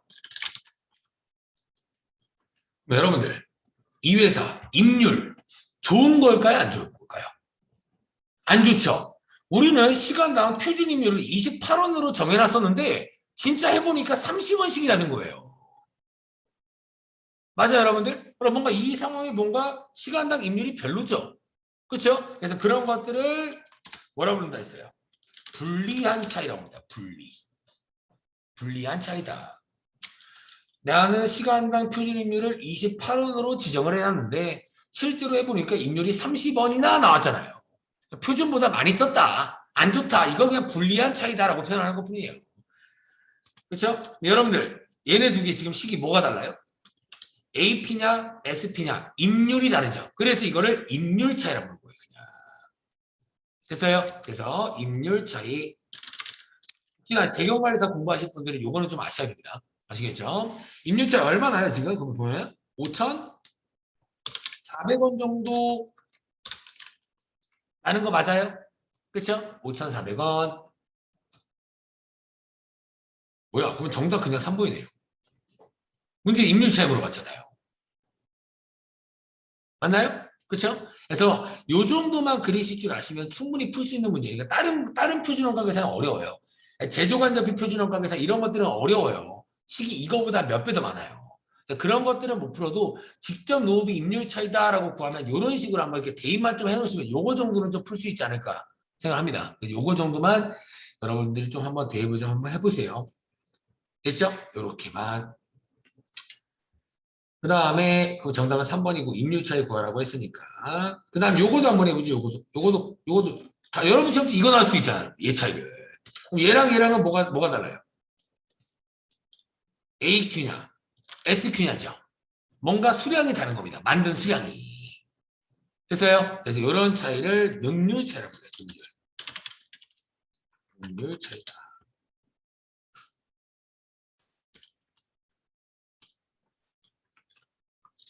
그럼 여러분 이거 똑같이 쓸게요. SP 얼마였어요? 28원이었죠. 아까 표준임률 28원이었잖아요. 맞아요? 근데 여러분 조심하세요. 여기서 이제 얘가 중요한 거예요. 얘가 SQ가 좀 어렵습니다. SQ는 보면 뭐 스탠다드니까 뭐 표준 생산량 뭐 이걸까? 라고 생각하겠지만 뭐냐면 저 실제로 몇 개 생산했어요. 생산한 거 1,500개 생산했죠. 근데 보세요. 제가 이걸 하는 이유가 뭐냐면 아까 AQ는 실제 시간 자체가 그냥 나왔잖아요. 아까 여기 노동시간. 근데 이거는 SQ는 여러분들 표준 시간이 안 나왔어요. 표준 시간이 딱 얼마다라고 나왔나요? 지금 여기서 한 개당 2시간이라고 그랬죠. 한 개 만들 때 2시간 걸린다고 정해놓은 거예요. 근데 여러분이 실제 몇 개 만들었어요? 1,500개나 만들었잖아요. 그래서 SQ는 공식이 요거예요. 1,500개 생산을 했고 한 개당 2시간 걸린다. 이거를 구한 거예요. 저희가 아까 AQ 구할 때 요거 2,700시간은 저희가 구했나요? 2,700시간? 아니요. 요거는 문제에서 그냥 시간 자체를 알려줬잖아요. 맞아요? 근데 실제 1,500개 만들었고 하나당 2시간 정도 만든다. 그럼 한 3,000시간 정도라는 얘기죠. 그냥. 그래서 표준 시간이 3,000시간이다 라고 그냥 알려주는 문제가 조금 더 쉬운 문제인 거예요. 아시겠죠, 여러분들? 그럼 요거도 한번 곱해보면 3,000 하면 요거는 84,000원. 여러분들 능률이 좋은 걸까요? 안 좋은 걸까요? 능률이 좋은 거죠. 그렇죠? 생각해보세요, 여러분들. 임률은 똑같은 상황. 표준 임률 28원은 똑같은 상황인데 이 제품을 생산 활동을 하면서 나 표준은 한 3,000시간 정도 걸릴 거야 라고 표준을 정해놨는데 실제로 이제 2,700시간밖에 안 걸린 거예요. 맞아요? 생각해보세요. 여러분들이 이런 제품을 만들 건데 딱 보니까 원가팀에서 분석을 한 거예요. 분석을 해보니까 야, 이 제품 만들려면 한 3,000시간 정도로 표준 시간을 잡아놓자 라고 정해놓은 거예요. 그럼 작업자들은 최소 아무리 늦어도 몇 시간 안에는 끝내야 능률이 좋은 거예요? 3,000시간 안에는 끝내야 좋을 거 아니에요. 근데 실제 해보니까 몇 시간 들었다고요? 2,700시간밖에 안 되는 거예요. 300시간만큼 능률이 엄청 좋은 거잖아요, 이 직원들이. 맞아요? 그렇죠? 그러면 능률 차이가 지금 요게 더 큰 상황 맞아요? 능률이 좋은 거죠. 그래서 오른쪽은 유리다 이렇게 기억하시면 돼요. 오른쪽이 크면 유리다. 같은 이응이잖아요. 그래서 능률 차이는 금액이 얼마야? 8,400원인가? 네, 8,400원만큼 요리한 차이다. 요런 겁니다. 이 문제에서는 능률 차이를 구하라는 게 아니라 임률 차이를 구하라고 했으니까 정답이 3번인 거예요. 아시겠죠? 그래서 이런 비슷한 문제가 몇 개씩 가끔씩 나올 거예요. 여기 만약에 조금 어려우시다 하면 솔직히 뭐 버려도 됩니다. 버려도 되는데 그래도 직접 노비 정도는 조금 그래도 조금 대입만 하면 구할 수 있으니까 요 정도만 조금 구해보시면 될게요. 아시겠죠, 여러분들? 그 다음에 8번 완성품 나왔네요. 완성품 환산량 재밌는 거 나왔네요. 그러면 제공품을 그리시고 여기 자리가 뭐라 했어요? 항상 여기 자리 기초라고 그랬죠. 대각선은 항상 뭐라 했어요? 기말. 이거 항상 얘기했습니다. 여기가 투입, 여기가 완성. 맞아요? 기초 몇 개 있대요? 500개 60%. 그냥 여기 써 있는 거 대입하고 있는 거예요. 그냥 투입한 거 몇 개 있대요? 투입. 개수 안 나와 있죠? 그렇죠? 투입할 때 쓴 돈만 나와 있고 개수는 안 나와 있잖아요. 그럼 다른 것 먼저 파악하면 되죠. 완성한 거 몇 개 있어요? 4,000개 맞나요? 4,000개. 그 다음에 기말에 몇 개 남았대요? 700개. 완성도는요? 50%. 여러분들 지금 어려운 거 하는 거 아닙니다. 지금 여러분들 지금 제가 그냥 요거 얘를 그냥 대입만 하고 있는 거예요. 여러분들. 투입은 그냥 안 나왔으니까 안 쓴 것 뿐이고요. 여러분들 완성된 게 4,000개고 못 만든 게 700개죠. 최소한 여기도 4,700개는 나와야 될 거 아니에요. 그럼 여기 투입한 거 몇 개겠어요? 4,200개구나. 이렇게 우선 파악을 먼저 한 거예요. 이게 물량 흐름의 파악이라고 그랬잖아요. 맞아요? 그렇죠? 그러면 물량 흐름 파악 먼저 하고 먼저 첫 번째로 하고 두 번째로 뭐 파악해야 돼요? 완성품 환산량을 파악해야겠죠. 완성품 환산량 파악 보겠습니다. 이게 뭐야 이거 이렇게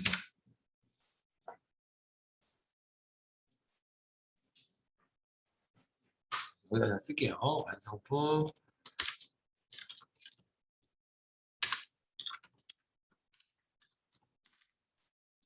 뭐야?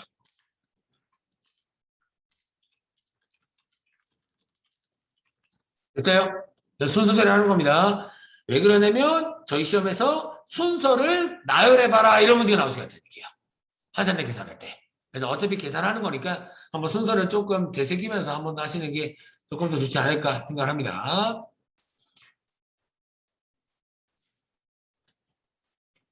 그럼 봐보죠. 완성품 환산량 계산. 지금 여러분들 환산량 계산할 때 재료비랑 가공비 따로따로 계산하죠? 그렇죠? 투입 시점이 이렇게 다르다. 항상 다릅니다. 환산량 계산할 때 항상 첫 번째로 봐야 되는 게 평균법이냐 또는 선입선출법이냐 이걸 먼저 봐야겠죠. 이 문제 뭐래요? 선입이다. 그러면 조금 더 복잡한 문제겠구나 라고 생각을 해주셔야 돼요. 평균법보다는 복잡하거든요. 아시겠죠? 왜 그래요? 평균법이라는 방법은 뭐예요?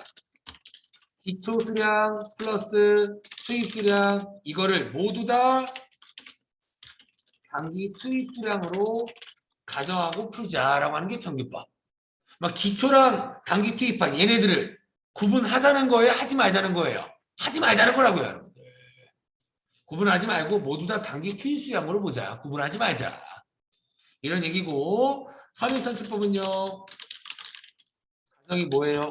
기초 수량은 이미 완성 수량이다라는 가정이에요. 이미 완성했다라는 가정.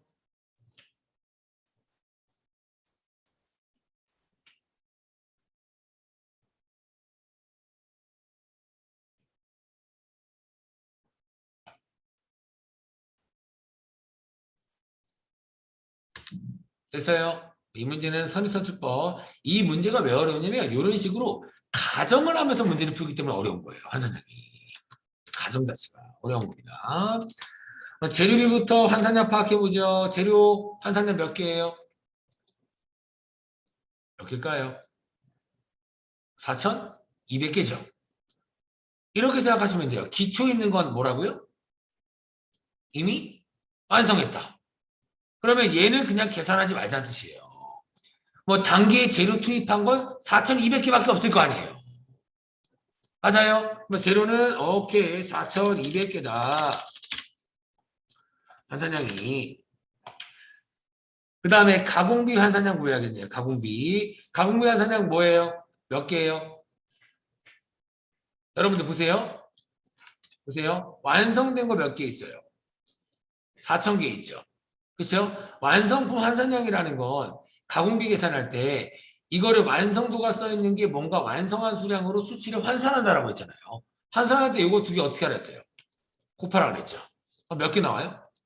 350개 나오죠. 그러면 지금 이렇게 하면 몇 개예요? 4,000. 350개인 거 맞아요? 근데 기초 걸 고려하자고 그랬잖아요. 근데 여러분들 몇 프로는 저번 달에 완성을 했어요?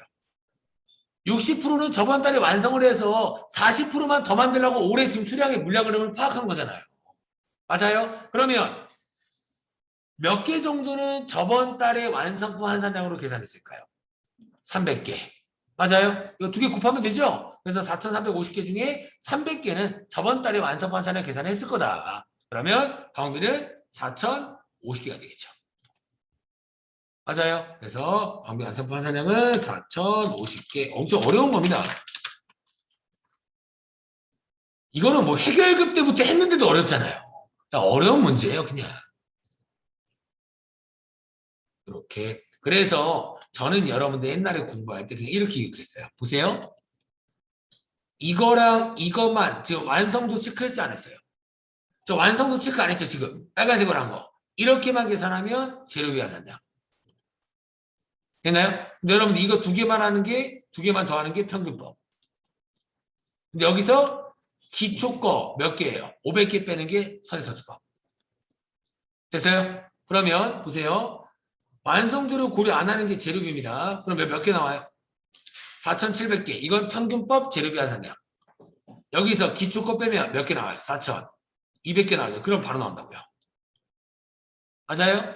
그 다음에 가공비도 똑같아요. 가공비도. 얘네들이 더하는 게 평균법. 근데 가공비를 계산할 때 곱해서 더해라. 맞아요? 그러면 가공비 할 때 이거 350개 나오니까 몇 개예요? 환산량? 4,350개 나오는 거 맞아요? 근데 여기서 항상 이건 평균법인데 선입선출법은 뭐 빼요? 기초 거 곱해서 빼라. 300개 빼라. 4,050개 바로 나오잖아요. 이렇게 하시는 방법도 있습니다. 여러 가지 방법이 있어요. 환산량 계산하는 거. 그래서 여기는 4,050개다라고 저희가 판단했죠? 됐어요? 그러면 이제 돈 쓴 걸 파악해야겠네요. 여기 보시면 기초에 직접 재료비랑 가공비를 이렇게 썼다고 되어 있네요. 기초에 이렇게 썼다. 돈을. 그 다음에 단기 투입한 것도 재료를 이렇게 썼다. 돈 쓴 게 나와 있는 것 뿐입니다. 이렇게. 다른 걸로.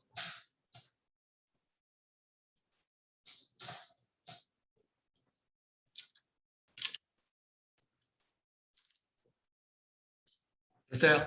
이렇게 돈 썼습니다. 그러면 여러분들 잘 생각해 보세요. 잘 생각해 보시면 평균법은 기초랑 투입한 거를 구분해야 안 해요. 평균법은. 안 한다라고 했죠. 모두 다 그냥 단기 투입분으로 보자라는 가정이라고 했잖아요. 그러면 평균법으로 계산하면 이 돈들은 다 이번 달에 쓴 돈이에요. 그냥. 되나요? 근데 선입선출법으로 계산하면요. 얘가 실제로 단기에 쓴 돈이다. 라고만 생각하는 거예요. 그래서 평균법이랑 선입이랑 의미가 다르다고요, 여러분들. 푸는 방식이. 아시겠죠? 그럼 봤을 때 세 번째, 지금 재료비와 가공비 사용액을 판단할 겁니다. 재료비 얼마 썼어요? 그냥 420만 원 맞아요? 이거만 진짜 단계 쓴 거다라고 보는 게 선입이에요. 기초에 있는 건 저번 달에 쓴 거 아니냐 이렇게 생각한다고요. 그러면 가공비는 얼마 썼어요? 324만 원 이거겠죠. 그냥 이 금액을 요렇게 끌고 온 거예요. 근데 만약에 평균법으로 풀려고 하면 재료값을 얘랑 더한 금액이 평균법 재료값이라고요. 이거 다 올해 이번 달에 쓴 거다 이렇게 보는 거니까. 됐나요? 조금 다릅니다 금액이. 그러면 사용액 판단했죠? 그 다음에 이제 뭐 파악해야 돼요? 이거 파악해야 돼요. 단위당 대입이라 단위당 가공비를 파악해야죠. 하나당 재료값 몇 개 들었나? 하나당 가공하는데 얼마 들었나? 이거 풀 때 어떻게 푸시면 돼요, 여러분들? 그냥 아까 쓴 거 재료값 420만 원에다가 아까 환산량 4,200개로 나눠주시면 되죠. 이거 4,200개. 지금 420만 원 써서 4,200개 재료 사용한 거 맞잖아요, 그냥. 그리고 또 가공비 얼마였어요? 아까 324만 원에서 가공 몇 개 정도 완료했다고 이번 달에? 4,050개라면서요. 4,050개 이렇게 나누는 거예요. 그래야 하나당 얼마 정도 돈이 드는지 파악이 됩니다. 그러면 420만 원 나누기 4,200개 하면 여기는 하나당 1,000원 정도. 아, 재료가 하나에 1,000원 드는구나. 하나당 가공하는데 얼마 드나 한번 계산을 해보니까 4만원 나누기 4,050개. 아, 하나당 800원 정도 드는구나. 이렇게 파악을 했네요.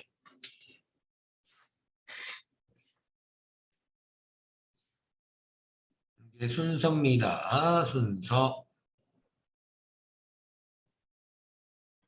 됐어요? 근데 문제에서 구하라는 게 뭐예요?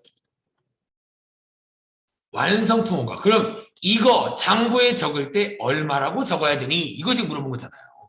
얘가 지금 얼마냐라고 물어본 거 맞아요? 조심할 게 있습니다. 여러분들 여기에 지금 재료 몇 개 들어갔어요? 여기 지금 재료가 몇 개 들어갔어요? 4,000개 들어갔을 거 아니에요? 4,000개 만들었는데. 근데 몇 개는 빼야 돼요. 500개 빼라고요. 맞아요? 이건 고려 안 하기로 했잖아요. 그렇죠? 제가 아까 선의선출법은 기초에 있는 건 뭐라고? 이미 완성이 됐다. 그리고 단기 완성시키는 건 3,500개밖에 없다. 이런 뜻이라고요.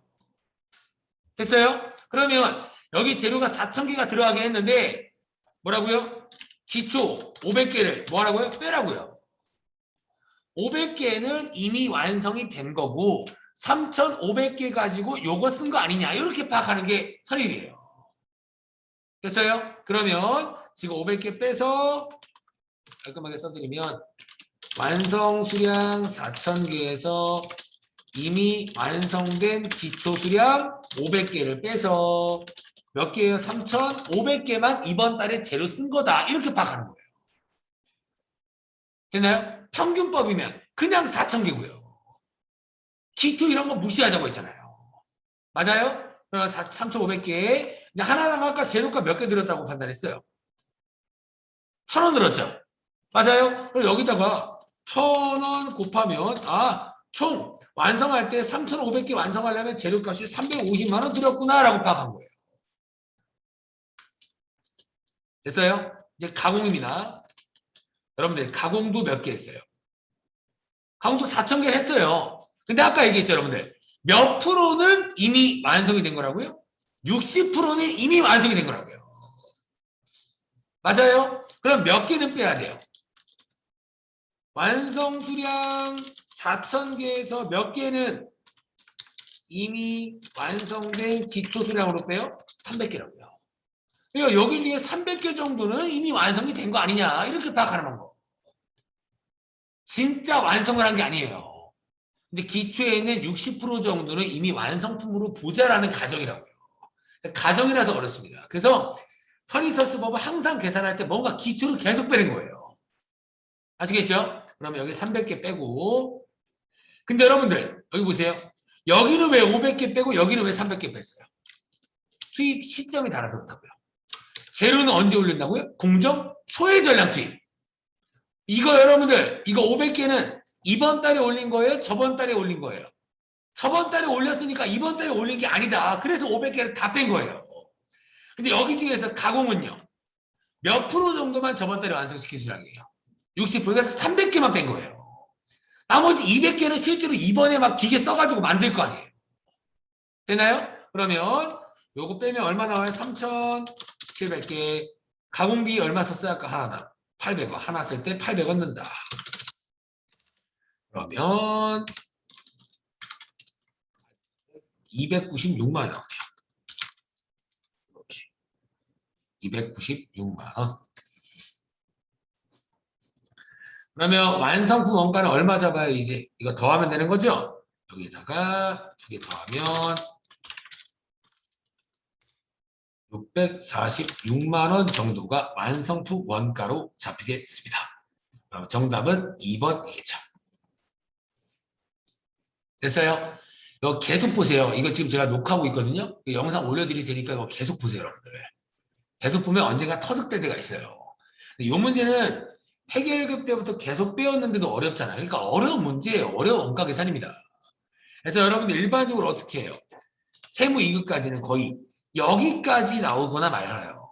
근데 지금 세무 1급은 여기까지 나온 겁니다. 그래서 5번째로 완성품 원가와 기말 제공품 원가를 계산합니다. 이게 마지막 환산량 계산.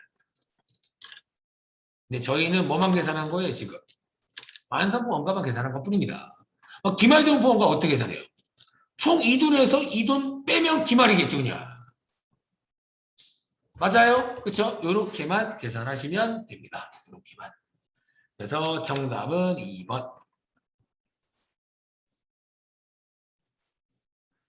정답은 2번. 됐어요? 다시 한번 보시고 이제 9번 뭐죠? 원가의 분리. 이런 거는 조금 맞춰야지. 이런 거는. 1번 준변동비는 혼합원가이며 조업도고 조업도라는 건 뭐라고 생각하셨어요? 제품 생산량. 그럼 무슨 말이에요? 생산량이 빵개여도 일정 수준에 쓰는 돈이 있다. 이런 말이잖아요. 맞아. 이게 어떤 그래프예요, 여러분들? 이런 그래프를 했잖아요. 이거 제가 저번에 그래프 그렸죠? 그렇죠? 뭐예요? 지금 조업도 수준이 뭐래요? 0인 상태면 지금 오른쪽으로 움직인 거예요? 안 움직인 거예요? 0이니까 안 움직였죠? 그래도 일정한 돈이 든다. 이 상태라고 그랬잖아요. 그러고 쭉 올라간다. 자, 기본적으로 추가요금 막 이러면서 했던 얘기잖아요. 그래서 이거를 외우는 게 아니라 한번 그려보면서 이해를 하는 겁니다. 아시겠죠? 여러분들 책에는 이런 거 그려 놓으셔야 돼요. 다음 회차에서 뭐 이런 게 나올 수 있으니까. 아시겠죠? 1번 지문은 맞는 얘기죠. 여기까지는 일정 수준의 원가가 이렇게 발생을 하지만 조업도 생산량이 이렇게 많아지면 쓰는 돈도 이렇게 계속 많아지고 있잖아요. 그럼 1번 지문 맞는 표현이겠네요. 됐어요? 이거 잘 파악을 해주셔야 됩니다. 이런 것들은 해결급이랑 세무 2급에서 많이 나오는 문제니까 좀 맞추시라고요. 그럼 아까 뭐 표준원가 이런 거에 목매지 말고. 아시겠죠? 2번 질문. 준고정비는 계단식 원가 맞죠? 어떻게 생겼어요, 여러분들? 요렇게, 요런 식으로 생겼죠. 요런 식으로. 계단처럼 생겼다. 계단식 원가 맞고, 뭐야? 그럼 1번이 정답이네요, 그냥. 맞는 거 물어봤네요, 맞는 거. 그쵸? 맞는 거 물어봤으니까 1번이 정답인 거 맞죠? 2번부터 왜 틀렸는지 한번 봐야죠, 그래도. 2번, 총원가가 조업도와 관계없이 고정적인 원가를 말한다. 틀렸죠? 이거 얘기할 때 제가 뭐라 했어요? 기계장치 임차료 얘기했잖아요. 그렇죠? 제가 막 한 대 임차해오고 한 대를 최대로 돌려봤자 생산량이 10개다. 주문이 15개 들어오면 한 대 가지고 충당이 돼야 안 돼요. 안 되죠? 생산량이 많아지면 기계장치를 추가로 임차해야 되니까 쓰는 돈도 달라진다고요. 됐어요? 그럼 2번도 틀린 말이죠. 고정적인, 조업도 관계없이 고정적인 원가라는 말 자체가 틀린 겁니다. 그래서 항상 이렇게 나와요. 특정 범위의 조업도가 증가하면 총원가도 증감한다. 이런 식으로 문장이 등장합니다. 특정 범위가 뭐예요? 방금 얘기했던 기계장치 한 대 가지고 10개를 만들 건데 주문이 15개 들어온다. 그러면 한 대 생산량, 최대 생산량 10개를 넘어갔죠? 그러면 한 대를 더 빌려온다. 그런 얘기라고요. 그래서 준고정비, 요 말만 틀린 겁니다. 계단식 원가는 맞는 얘기고.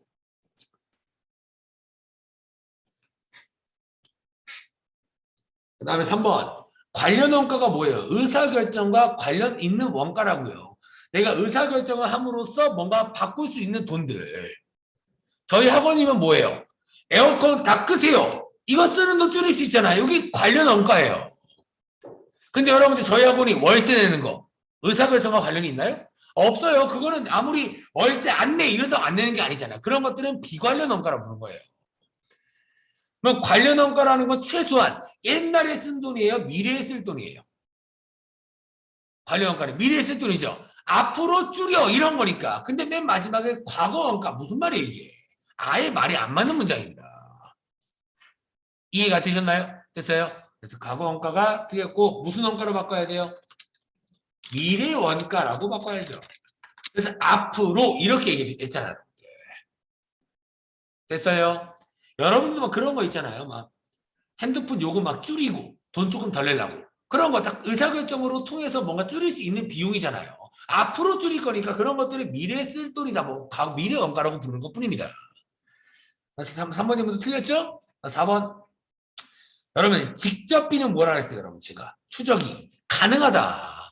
아까 제가 제조간접비가 모든 제품에 같이 사용하는 돈이니까 뭔가 배분이라는 걸 해야 된다라고 했잖아요. 맞아요? 그래서 직접비와 간접비로 나눕니다. 이거를 추적 가능성에 따른 분류라고 합니다.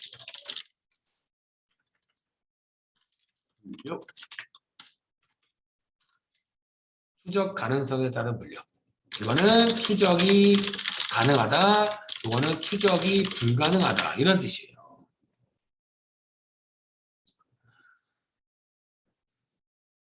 또 말이 좀 어렵잖아요. 여러분들이 만약에 학원에 오실 때 커피를 사왔습니다. 돈 썼죠? 그거 저희들 다 같이 위해서 쓴 거예요? 본인만을 위해서 쓴 거예요? 본인만을 위해서 쓴 거다라고 바로 판단이 되죠? 그런 것들을 추적 가능하다라고 해서 직접비라고 부른다고요. 어떤 제품을 만들기 위해서 쓴 돈인지 바로 파악되는 거예요. 됐나요? 근데 지금 저희 학원에 쓰는 에어컨 값 이거는 혼자만을 위한 거예요? 여러 사람을 위한 거예요? 여러 사람을 위한 거잖아요. 그런 것들은 추적이 불가능하다는 얘기입니다. 한 명씩 얼마나 부담할지 이런 것들이 간접비라고요. 이해되셨나요? 그래서 이렇게 생각하시면 됩니다. 그래서 제조간접비를 나중에 뭐 해야 돼요? 배분하는 게 엄청 중요하죠. 배분할 때 여러분들 가장 중요한 게 뭐예요? 여러분들 갑자기 여러분들한테 지금 3시간 동안 수업할 때 에어컨 값 10만 원 나왔습니다. 한 명당 10,000원씩 부담하세요. 이러면 좋아요? 안 좋잖아요. 그래서 항상 배분할 때 기준이 중요해요. 왜 이만큼 내가 부담해야 되는지. 이유를 알아야하는 게 기준. 됐나요? 근데 여러분들이 에어컨을 실제로 10만 원을 부담을 해야 돼요. 저희 반이. 그러면 기준이 뭐가 될까요? 에어컨과 가까운 사람, 에어컨과 먼 사람 이런 기준이 필요하다는 얘기예요. 가까운 사람은 에어컨을 많이 쓰니까 돈을 좀 더 내라. 에어컨이 먼 사람은 조금 에어컨이 덜 쓸 거니까 돈을 덜 부담해라. 이런 기준이 필요하다는 얘기예요. 아시겠죠? 그래서 4번 지문도 틀린 얘기죠? 추적 불가능한이라고 했으니까 틀린 말. 이 말은 맞습니다. 직접 재료비랑 직접 노무 원가를 말한다는 맞아요. 둘 다 직접비니까. 근데 추적 불가능하다라는 말이 틀린 거고 공통 원가라는 말도 틀렸네요. 공통으로 쓰는 게 아니잖아요. 공통으로 쓰는 돈은 항상 뭐라고요? 제조간접비. 아시겠죠? 여기서 부르는 간접비가 제조간접비 얘기하는 겁니다. 아시겠죠? 정답은 1번이 맞는 말. 그 다음에 10번. 제조간접비 배부에 대해서 옳지 않은 거, 직접 단계 상호 이런 거 나오고 있네요. 1번. 직접 배우법은 용역 보조 부문 간의 관련성이 중요하나요? 직접 배우법? 안 중요했죠? 직접 배워보면 보조 부분끼리 뭐예요? 무시하는 거였잖아. 이것만 알아도 정답은 1번이 틀렸구나. 바로 파악되잖아요. 그래서 어려운 지문도 있지만 쉬운 지문도 여러분들 할 수 있습니다. 됐어요? 1번 틀린 거 맞죠? 완전히 파악하여 배분하는 건 뭐예요? 상호 배분법이었잖아요. 그래서 서로 배분한다고 해서 옛날에 상호 배분법 연립방도 있어서 풀어봤잖아요. 1번이 땡입니다. 직접 배분법에 대한 얘기가 아니라 상호 배분법에 대한 얘기다.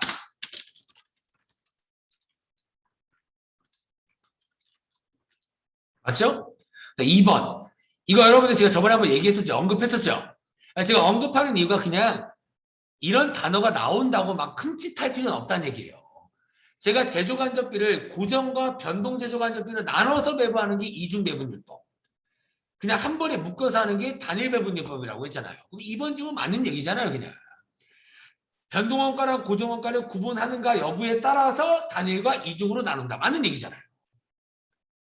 됐어요? 근데 여러분들 시험은 단일만 나오니까 신경 쓰지 마시라고요.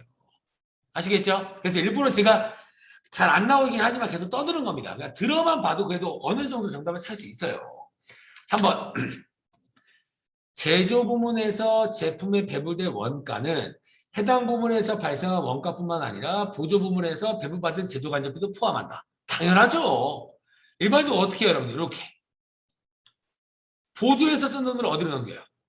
제조로 넘기죠. 여기서 그러면 총쏜돈을 집계해서 제품 A랑 B한테 배분하는 거잖아요. 지금 당연히 이 문제 봐도 제조 부문에서 쓴 돈은 보조 부문에서 받은 것도 포함한다. 맞는 얘기잖아요. 보조 부문에서 계속 받을 건데. 됐어요? 3번 질문도 맞는 얘기겠죠. 너무 당연한 말입니다. 그 다음에 4번. 여러분들 항상 제가 배분이라는 거 할 때 여러분들 뭐가 가장 중요하다고 했어요? 기준. 맞아요? 뭐 기준에 대해서 뭔가 인과관계, 원인과 결과를 잘 반영하지 못하면 원가 계산이 왜곡될 수 있다. 맞는 얘기죠. 기준이 항상 중요하고 그 기준이 합리적이어야 된다고요. 그걸 인과관계 기준이라고 표현하는 것뿐입니다. 됐어요? 정답은 1번이 땡. 그 다음에 11번. 이건 맞춰야 됩니다. 여러분들 접대비 한도 계산할 때 제가 기본 한도라는 게 있다고 했죠. 이거 기억 안 나면 어떻게 해요? 접대비 키면 되죠? 요거 그렇죠? 이렇게 켜서 여기 기본 한도 이렇게 써 있다라고 했잖아요. 맞아요? 이 문제에서 뭘 물어봤어요? 근데 수익 금액이 없더라도 최소한 인정받을 수 있는 접대비 기본 한도 얘기하는 거잖아요. 맞아요? 그렇죠? 무조건 해주는 거. 근데 조심할 게 있어요. 사업연도가 올해 몇 개월이에요? 6개월밖에 안 되죠. 그러니까 3,600에서 나누기 2를 해서 1,800이 맞다고요. 됐어요? 기본 한도는 제가 옛날에 얘기했을 겁니다. 접대비가 아마 이론에서 잘 나온다고. 그러면 얘기했을 거예요. 접대비 기본 한도가 얼마라고요? 3,600. 맞아요? 이 3,600의 기본 한도를 받으려면 사업연도가 1년이었어요. 1년. 이런 거 외우지 마세요. 지금 얘기하지만 여기 나와 있어요. 여러분. 이렇게 3,600에다가 12개월분의 사업연도 월수를 계산해라 라고 나와 있다고요. 근데 저희 시험은 항상 사업연도가 1년이니까 3,600이 그냥 기본적으로 떠 있는 거고요. 됐어요? 외우지 마세요. 문제 나왔지만 그냥 이런 거 확인하자라고 생각하라는 얘기예요. 여러 가지 외우면 머리 아프니까. 그럼 정답 몇 번이에요? 3번 맞죠? 그쵸? 사업연도가 6개월이니까. 3,600에다가 6개월분, 12개월분에 6개월. 이렇게 하면 1,800만 원이 나오겠네요. 되나요? 이런 것들을 안 보면 솔직히 이 문제는 1번으로 찍을 수도 있을 것 같아요. 그쵸? 접대비 기본 한도에 대해서 물어봤으니까 3,600으로 많이 찍지 않을까. 근데 사업연도 월수를 항상 체크하셔야 됩니다. 아시겠죠? 그 다음에 12번. 소득세법 나왔네요. 주택 임대소득에 대해서 나왔습니다. 요거 지금 말 엄청 많아요, 지금 이거. 주택 임대소득은 여러분들 월세 얘기하는 겁니다. 월세 받는 사업자들. 옳지 않은 거 1번. 우선 여러분들이 그런 걸 좀 아셔야 돼요. 주택 임대소득에 대해서 조금 중요한 단어들을 조금 아셔야 됩니다. 임대소득은 여러분들 우선 1년 동안 임대소득이 1년 동안 연 임대소득이 2천만 원 초과하는 경우에는 무조건 종합과세로 세금을 신고해라. 이게 첫 번째 중요한 단어.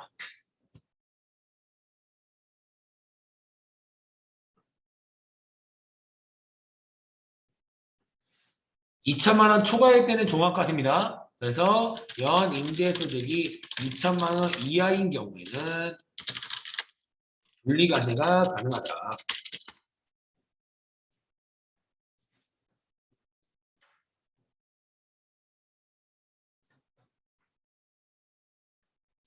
이런 걸 얘기하는 사람이 있습니다. 저는 주택 월세 받고 있는데 저 세금 안 내는데요? 이러시는 분들이 있어요. 왜 그러냐면 한 개의 주택만 갖고 있는 사람, 한 개의 주택을 소유하는 자는 이거입니다. 내 명의로 집이 하나만 있으면 비과세예요. 그 하나를 다른 사람한테 빌려줘서 돈을 받더라도 비과세입니다. 아시겠죠, 여러분들? 그래서 저 같은 경우에도 여러분들 어떻게 하냐면, 저도 이제 내년 정도 되면 이제 집을 구할 건데, 저는 집을 구하면 그 집에서 안 살고 그 집은 월세 줄 거예요. 제 집은 하나니까 그 월세 받는 거에 대해서 세금을 안 내도 되는 겁니다. 제 집이 하나니까. 아시겠죠? 근데 중요한 게 뭐냐? 고가주택은 제외됩니다. 비싼 집이면 안 된다는 얘기예요. 그 금액이 시가 9억입니다. 기준이. 시가 9억.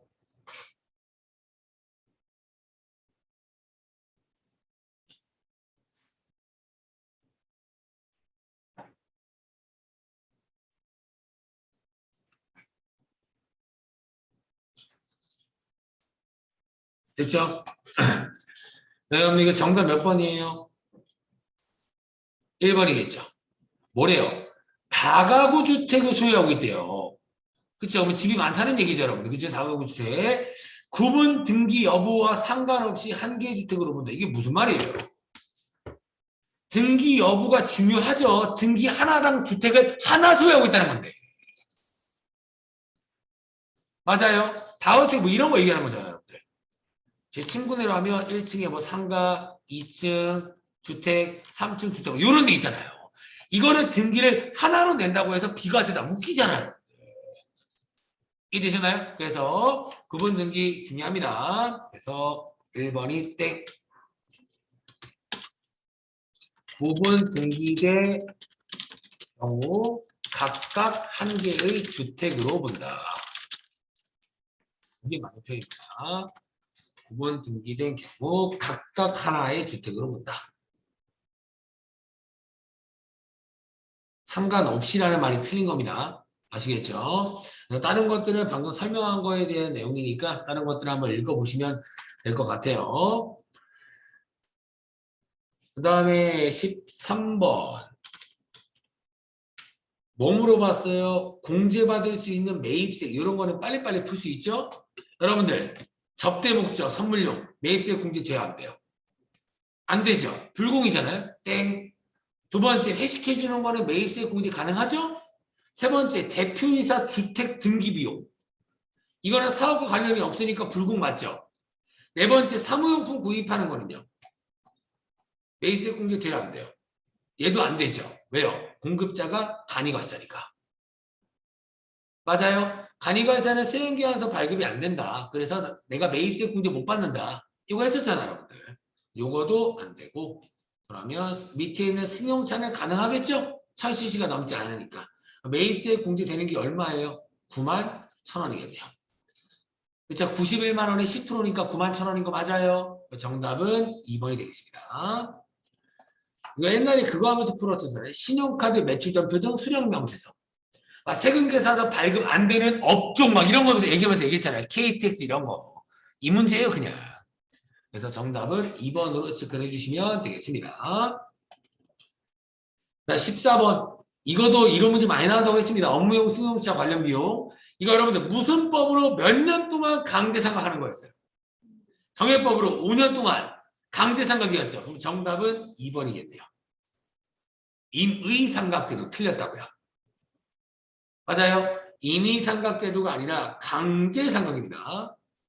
임의가 아니라 앞에는 다 맞아요. 임의삼각제도가 아니라 강제삼각이다. 강제삼각이다. 됐어요? 여러분들 제가 업무용 법인세법상 업무용 승용차는 뭐라 그랬어요? 부가세법상 비영업용 소형 승용차라고 했잖아요. 1번 지문 맞는 얘기죠? 뭐야? 이거 문제에서 맞는 거 물어봤나요? 네, 바보 같은 짓인데요. 여러분들 2번 문제 땡이죠? 그렇죠? 정답 아닙니다. 절대. 강제생각이니까 이거 맞는 거 물어봤는데 맞는 거. 2번 문제는 틀린 말이고요. 1번 지문 맞아 틀려요. 여러분들이 알고 있는 부가세법상 비용업용 소형 승용차는 몇 cc 넘는 자동차예요? 1000cc 넘는 자동차죠. 여러분들 1000cc 넘는 자동차를 개별 소비세 과세 대상 차량이라고 불러요. 중개 문제 풀 때 가끔씩 나왔을 겁니다. 세무 2급 때. 그러면 개별 소비세 과세 대상 차량이랑 1000cc 넘는 자동차랑 똑같은 말인 겁니다. 근데 뭐는 빠져야 돼요? 승합차는 빠져야죠. 승합차는 진짜 업무 목적으로 쓰는 자동차잖아요, 여러분들.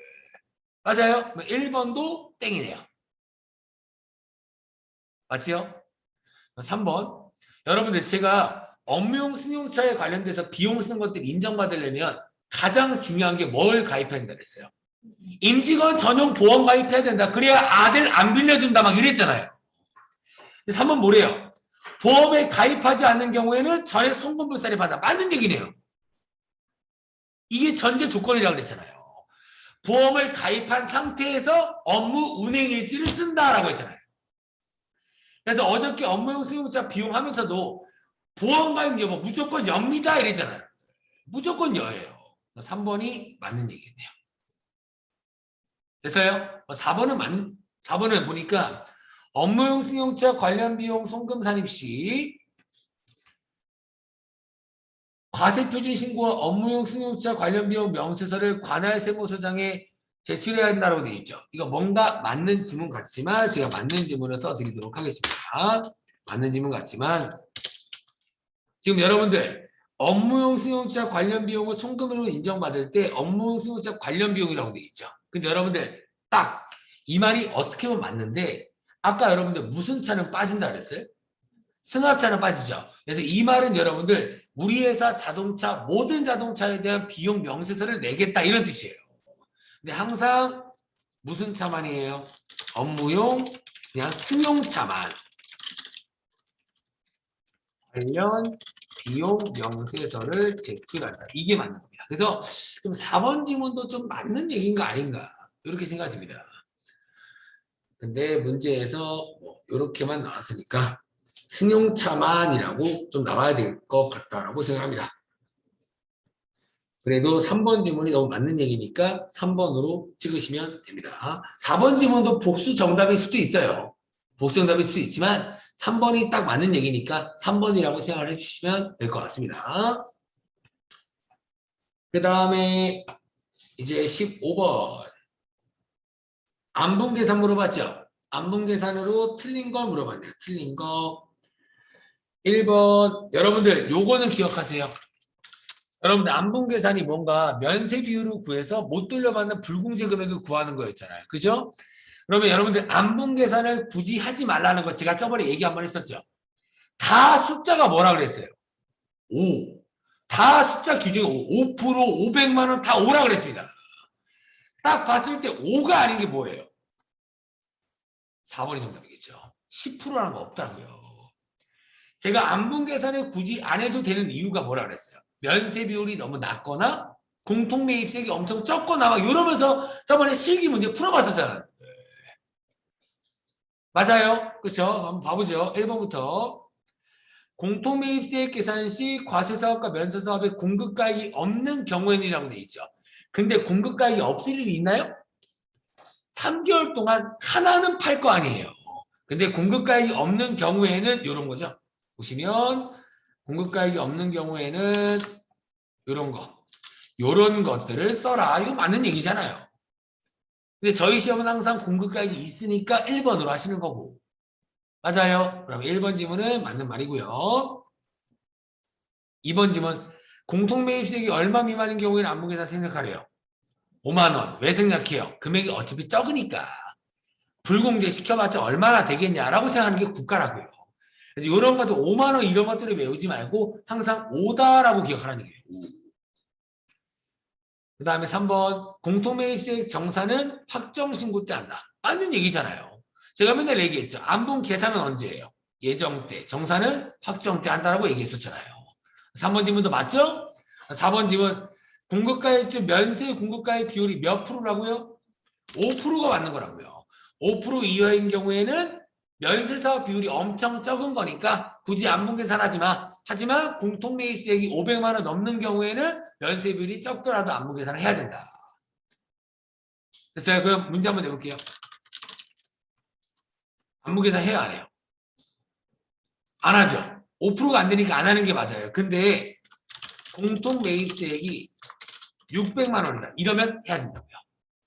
그래서 면세 비율이 5%안 되면 원래 안 해도 되지만 매입세액이 500만 원이 넘어간다. 그러면 2%에도 금액이 조금 커진다라고 해서 무조건 해야 된다. 이런 느낌이에요.